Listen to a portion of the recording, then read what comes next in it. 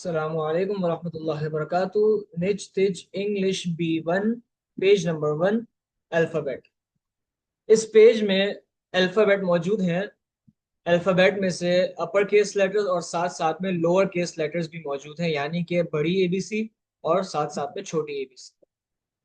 इनकी अदायगी इस तरह होगी जैसे कि आए साथ मिलकर पढ़ते हैं। ABCDEFGHIJKLMNOPQRSTUVWXYZ।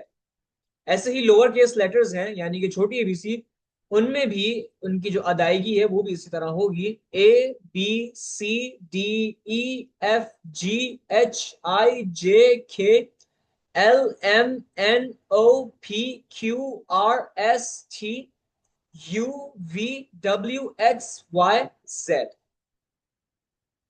मकसद इस पेज का ये है कि तलबा को इनकी एक बार रीडिंग कराना, इनको पहचान कराना कि अपर केस लेटर्स कौन कौन से हैं और साथ साथ में जो लोअर केस लेटर्स हैं वो कौन कौन से, उनको याद कराना और उनकी शनाख्त कराना। उम्मीद आप लोगों को ये सब समझ में आ गया होगा।